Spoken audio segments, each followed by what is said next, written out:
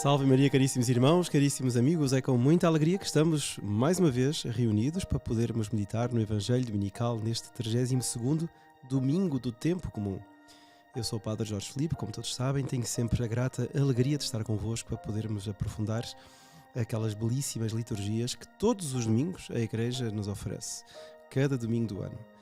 Bom, nós estamos desde a semana passada, é o segundo domingo do mês de novembro, mês das almas. Como eu já tinha mencionado, estamos a terminar o nosso ano litúrgico e por isso mesmo nós desde a semana passada pulamos um capítulo do evangelista São Mateus. Estamos agora no capítulo 25 de São Mateus. E o que irá acontecer daqui até ao final do ano litúrgico, ou seja, até ao domingo de Cristo Rei, é que nós teremos 3 evangelhos que são deste capítulo 25º. O último, que é o domingo da solenidade de Cristo Rei, é aquele evangelho famoso onde Jesus, Nosso Senhor, virá à terra para julgar os vivos, né, e os mortos, e irá separar as ovelhas dos cabritos. Este é um evangelho conhecidíssimo, um evangelho, digamos, que fala da parúzia, da vinda do Senhor no futuro. Entretanto, nós até lá temos outros 2 domingos, hoje e o próximo, que também nos fazem pensar na vida futura, sobretudo pensar no modo como nós vivemos e como nós nos iremos apresentar, porque nós apresentar-nos-emos diante de Deus, Nosso Senhor, com aquilo que nós temos, com aquilo que nós fomos, com aquilo que nós fizemos. E por isso nós temos neste domingo a parábola das virgens prudentes e das virgens loucas. 5 são sábias, são prudentes, são sensatas, e 5 são insensatas, ou seja, são loucas. E no próximo domingo teremos a parábola dos talentos, também muito conhecida. Bom, então, eu antes de entrar no tema que gostaria de abordar hoje convosco, faço a relação também da temática. Aliás, já dou a entender qual será o tema pelas outras leituras que a liturgia neste domingo nos oferece. Porque na primeira leitura do livro da Sabedoria diz assim, logo o início do texto diz: a sabedoria é luminosa e o seu brilho é inalterável.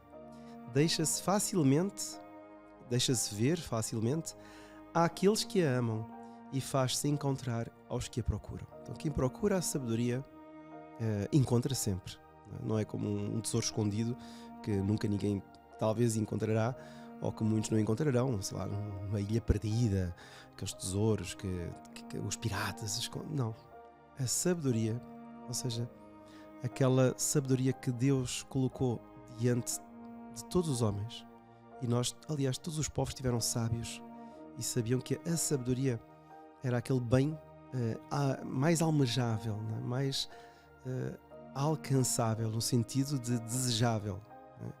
E então, apesar de haver conceitos diferentes de sabedoria, sem dúvida, mas a sabedoria é de facto uma espécie de bem que todos os povos, todos os homens procuram, ou pelo menos sabem que deviam procurar. E depois continua o texto que ela, sabedoria, antecipa-se e dá-se a conhecer aos que a desejam. E finalmente, pulando aqui um trecho, diz: meditar sobre ela é prudência consumada. Meditar sobre ela é prudência consumada. Então quem medita na sabedoria é prudente. Então aqui já está um pouco assim o mote daquilo, digamos, o tema que eu gostaria de tratar daqui a pouco, que é a virtude da prudência. Porque de facto as virgens que hoje aparecem no Evangelho algumas são prudentes, outras são imprudentes. O Evangelho de hoje fala-nos de 10 virgens, aliás, 10 virgens que esperavam o seu esposo. 5 eram insensatas, diz o texto, e 5 eram prudentes. Ou seja, dá para perceber que quem não é prudente também, ou seja, quem não é prudente é insensato. Quem é sensato é prudente. Então, as insensatas pegaram as suas lâmpadas e não levaram azeite, enquanto as prudentes tinham azeite. Bom, e depois nós sabemos o resto do Evangelho. Elas adormeceram e à meia da noite chega ao esposo. E as insensatas não têm azeite, então não podem ir para o festim, para as núpcias. E a porta se fecha e elas então ficam do lado de fora. Não se prepararam, foram imprudentes. Bom, o que é esta preparação? Com o que é que se relaciona esta imprudência? Esta falta de prudência? Bom, vamos ver então a segunda leitura, que nos ajudará a pensar nisso. Diz assim São Paulo aos Tessalonicenses: Não queremos, irmãos, deixar-vos na ignorância a respeito dos defuntos, para não vos contristardes como os outros, que não têm esperança. Então, claro, os Tessalonicenses eram gregos, então os gregos, digamos, conforme as suas práticas religiosas ancestrais, não acreditavam na ressurreição. Estes, claro, eram os Tessalonicenses convertidos ao cristianismo, então já acreditavam, mas os outros não. Então eles não podiam ficar a pensar e a meditar na morte da bezerra como os outros, que eram, digamos, descrentes. Então diz ele assim, São Paulo: se acreditamos que Jesus morreu e ressuscitou, do mesmo modo Deus levará com Jesus os que em Jesus tiverem morrido. Então este ponto, né, da crença na ressurreição é um ponto fundamental para quem tem fé, para quem acredita em Nosso Senhor Jesus Cristo, para quem foi batizado. Ora, o tema da prudência aplica-se totalmente a isto. Quem é batizado, quem teve a sua formação cristã, sabe que existe uma ressurreição. Logo, se sabe que existe uma ressurreição, sabe que existe uma vida post-mortem, existe uma vida futura. Então, se ele sabe que existe uma vida futura, ele tem de se preparar para essa vida. Não é viver simplesmente como se Deus não existisse, ou como se não houvesse nada depois, não é? Como se não houvesse uma recompensa, não é? Ou um castigo. Não, eu, se sou batizado, devo viver de acordo com essa crença. Eu sou católico, devo viver de acordo com a minha fé na ressurreição do Senhor e também a minha, por decorrência. Ora, então, o que é esta prudência? A prudência é eu viver aqui já de acordo com esta crença, sabendo que se eu for insensato, o que é que me poderá acontecer? É que a porta pode ser que se feche e eu fique do lado de fora. Mas a questão não é tão simples assim. Não é simplesmente ficar do lado de fora e não participar do festim, como poderia acontecer na Terra e como dá a entender aqui, de uma forma, digamos, a título de imagem, a parábola. Não, é que o ficar de fora é não participar da visão de Deus, não participar do encontro com Deus por toda a eternidade, não estar no céu. Ou seja, ficar do lado de fora significa ficar num lugar onde há ranger de dentes e onde há trevas, ou seja, significa ficar no inferno, ou seja, condenar a minha alma. Então a virtude da prudência faz-me ver esta realidade. É uma realidade que é vista pela fé, e a fé, iluminando a minha inteligência, faz-me perceber, eu tenho de me preparar para o meu encontro com Deus. Evidentemente que eu não vou vender agora a minha casa, não vou vender aqui, não vou largar a minha família, não vou largar os meus estudos, não vou largar o meu emprego, nada disso. Mas eu devo, dentro de toda a minha vida, do contexto familiar, do contexto social, do contexto laboral, eu devo preparar a minha alma para o depois, ou de lá, desta vida. Não é? Então aqui presta-se muito a prudência. O que é prudência? A prudência não é simplesmente a pessoa escapar das situações difíceis. Uma pessoa muito prudente, muito cauta, muito astuciosa. Não. A phronesis, que digamos, a prudência, é um conceito grego, é uma espécie de sabedoria prática. Ou seja, é a sabedoria que vimos na primeira leitura, no livro da sabedoria, mas aplicada às coisas práticas, ao meu dia-a-dia, aos meus julgamentos do dia-a-dia. Faço isto ou não faço? Quero isto ou não quero? Então é uma sabedoria do agir. Esta é uma virtude dada à minha inteligência. Por isso é que é das virtudes cardeais, ensina-nos a Santa Igreja, ensina-nos São Tomás de Aquino, das virtudes cardeais, aliás, nem são São Tomás, vários autores pagãos, como Aristóteles, como Platão, ensinavam que esta virtude da prudência é realmente a luz da inteligência. É aquilo que me faz julgar entre o bem e o mal. Então uma virtude, isso é que era chamada a auriga virtutum. É uma espécie de cocheiro que vai a conduzir uma carruagem, com cavalos bravos, cavalos meio loucos, que correm. Onde é que eles vão parar? Então esta prudência é o que faz segurar os cavalos e conduzir a carruagem para onde eu quero. Eu sei para onde é que eu devo ir. Eu quero ir para o céu. Então eu tenho que levar a carruagem para onde eu quero.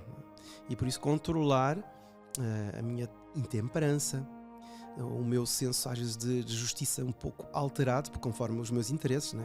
A justiça para o meu interesse, para o meu lado, e para o outro, o que se dane. Né? Então a prudência é o que me ajuda a julgar tudo de uma forma correta. Nós podemos dizer que a prudência é propriamente o bom senso.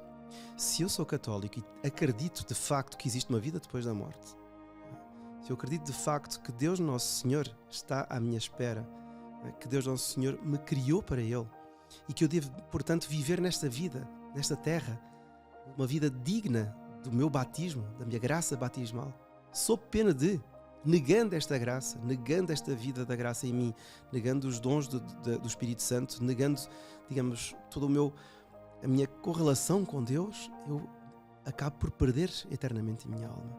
E por isso é que nós poderíamos dizer que a prudência é propriamente também um bom senso. Porque é de bom senso que eu viva e utilize das coisas de forma a alcançar este meu fim último. Já Aristóteles dizia que não é possível uma pessoa ser boa, né? Ser um homem de bem, sem ter prudência. Porquê? Porque a prudência é uma virtude moral. Não é? O saber escolher a forma, ou o momento, ou a coisa mais apta para eu alcançar o fim. Não é? E aqui o fim que nós estamos a falar é o fim último, é a salvação da minha alma. Vejam que a própria natureza é prudente. Nós vemos as árvores, por exemplo, agora no outono, que perdem as folhas. Não é que elas perdem, elas largam as folhas. Há menos sol, não é? Então elas produzem menos clorofila. As folhas então deixam de ficar verdes, vão ficando mais amareladas, perdem a força e então ela larga essas folhas. Porquê? Porque ela armazena a sua energia durante o inverno em que há menos sol. Porque se ela tivesse sempre a descarregar aquela energia nas folhas, digamos, em todo o seu corpo, no inverno ela certamente poderia acabar por morrer. As plantas fazem muito isso, então largam aquilo que é, digamos, largável, digamos assim, para poder acumular a energia, o essencial da energia, e depois no ano seguinte, quando volta a primavera, a árvore volta a ficar robusta, volta a ganhar aquela força toda. Então é uma coisa inacreditável. A própria natureza, né, faz uma espécie de autoamputação para poder mais tarde ganhar aquilo que perdeu. Ora, nós também devemos fazer isso, caríssimos irmãos. Devemos pensar naquilo que é preciso arrancar de nós a determinados momentos da nossa vida. Maus hábitos, vícios, más palavras, más atitudes, enfim, más amizades, para podermos, de facto, no próximo passo, conseguirmos caminhar para a frente, ou seja, caminhar para o céu. Então nós vemos como esta prudência faz-nos ver a vida futura de uma forma completamente diferente, né? Faz-nos preparar para o céu de uma forma, por exemplo, como os santos faziam. Estou-me a recordar aqui de um fato de São Domingos Sávio, São Domingos, que um dia brincava, era uma criança, era discípulo de São João Bosco, com 13 anos, talvez, 14. Ele e outros meninos brincavam, né? E um de repente lembrou-se de dizer assim, como gostam as crianças de dizer: olha, se caísse aqui um meteorito, o que é que vocês fariam? E como ali nem todos estavam confessados, nem todos procuravam viver na graça de Deus, um dos miúdos disse: eu ia-me já confessar. Claro, peso de consciência. O outro dizia: eu saía daqui para fugir porque não queria, claro, que a pedra me caísse em cima da cabeça, e também estava com peso de consciência. E São Domingos Sávio: olha, se Deus quisesse que caísse aqui um meteorito, o que é que eu vou fazer? Eu vou continuar aqui a brincar. Porquê? Porque ele era um menino prudente. Ele estava preparado. Ou seja, ele tinha a lâmpada acesa. Ele tinha o azeite. O azeite, não lhe faltava azeite. O que era o azeite? Era a vida da graça, era a vida de oração, era a comunhão diária ou a comunhão frequente. Porquê? Porque ele era um menino prudente. Ele estava preparado para ir ao encontro do Senhor. Porque podia ser a qualquer momento da noite ou do dia que o Senhor aparecesse. Então nós vemos como esta atitude de São Domingos Sávio, como é a atitude também dos santos, estão sempre preparados para o encontro com Deus. E assim devemos ser nós, caríssimos irmãos. Não podemos ser como estas virgens loucas, né, insensatas, que de facto foram preparadas, foram indicadas para ir ao encontro do Senhor, mas não se prepararam. Cada um de nós católicos que é apegado às coisas da terra, que é apegada às coisas materiais, que tem uma alma medíocre, uma alma tíbia, que não reza, que não pratica a sua religião, é imprudente, é insensato. E pode ser que Deus Nosso Senhor o pegue a meio da vida. E onde é que vai parar? Para que é que serviu tudo o que conseguiu nesta vida? Então, caríssimos irmãos, vamos pedir a Nossa Senhora neste domingo que já nos prepara para o domingo de Cristo Rei, domingo da glória, domingo da descida do tempo no juízo final, a descida de Nossa Senhora ao mundo para julgar os vivos e os mortos. Vamos pedir a Nossa Senhora que nos ajude a ser como estas virgens prudentes, ou seja, termos o azeite da virtude praticada com entusiasmo, a virtude praticada com toda a fortaleza, com toda a prudência, ou seja, que eu tenha sempre tudo aquilo que é necessário para a minha salvação, esteja sempre pronto para o encontro do Senhor. É isso que hoje iremos pedir, que a bênção de Deus Todo-Poderoso, Pai, Filho e Espírito Santo, desça sobre vós e permaneça para sempre. Amém. Louvado seja Nosso Senhor Jesus Cristo.